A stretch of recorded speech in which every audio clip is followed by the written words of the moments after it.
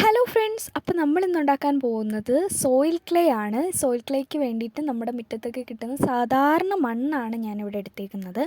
ആ മണ്ണ് നമ്മളൊരു ബേസിലേക്ക് ഇട്ട് കുറച്ച് വെള്ളവും കൂടെ ഒഴിച്ച് നന്നായിട്ട് നമ്മൾ മിക്സ് ചെയ്യുക. ഈ മിക്സ് ചെയ്യുന്ന എന്തിനാണെന്ന് വെച്ചിട്ടുണ്ടെങ്കിൽ ഇതിനകത്ത് കിടക്കുന്ന ചെറിയ ചെറിയ മഡ് ബ്ലോക്സ് ഒക്കെ ഉണ്ടല്ലോ, അതൊക്കെ നമ്മുടെ വെള്ളവുമായിട്ട് നന്നായിട്ട് മിക്സ് ചെയ്യണം. എന്നാലേ നല്ല ക്വാണ്ടിറ്റിയിൽ നമുക്ക് ക്ലേ ഉണ്ടാക്കിയെടുക്കാനായിട്ട് പറ്റുള്ളൂ. അങ്ങനെ മിക്സ് ചെയ്തെടുത്ത വെള്ളം ഇതുപോലെ വലിയ കണ്ണുള്ള അരിപ്പയിലേക്ക് ഒഴിച്ച് നന്നായിട്ട് അരിച്ചെടുക്കുക. അപ്പോൾ ഇതുപോലത്തെ ഉള്ള കുറച്ച് വേസ്റ്റൊക്കെ നമുക്ക് പോയി കിട്ടും, ഒരുപാട് വലിയ കല്ലുകളൊക്കെ ഉണ്ടെങ്കിൽ. ഇനി ഇത് ചെറിയ വീതി കുറഞ്ഞ ഒരു ബക്കറ്റിലേക്ക് കോട്ടൺ തോർത്തുണ്ടല്ലോ അത് വെച്ചിട്ട് നമ്മൾ അതിലേക്ക് ഇതൊന്ന് അരിച്ചൊഴിക്കുക. ഇതൊരു 2 വട്ടമൊക്കെ ചെയ്താൽ നല്ലതായിരിക്കും.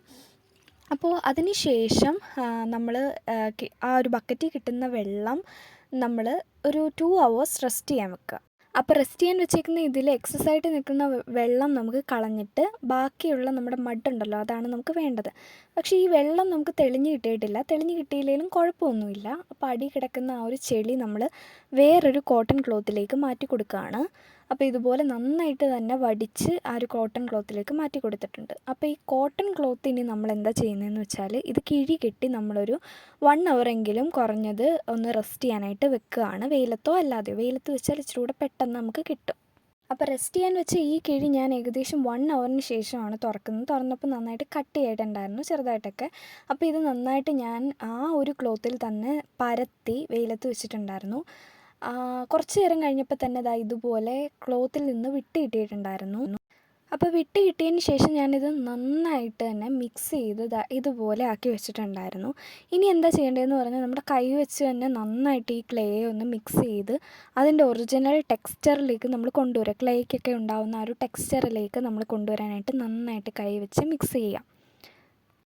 അപ്പോൾ മിക്സ് ചെയ്ത ക്ലേ ഇതുപോലെ അടിപൊളിയായിട്ട് വന്നിട്ടുണ്ട്. ഇത് ഏകദേശം 1 day കൊണ്ടാണ് നമ്മൾ ഇത്രയും ലോങ് പ്രോസസ്സ് ചെയ്തെടുത്തിരിക്കുന്നത്. അപ്പോൾ ഈ ക്ലേ നമുക്കിനി വേണമെങ്കിൽ ഒരു കവറിനകത്തിട്ട് അടച്ച് കണ്ടെയ്നറിനകത്തിട്ട് സൂക്ഷിക്കാവുന്നതാണ്.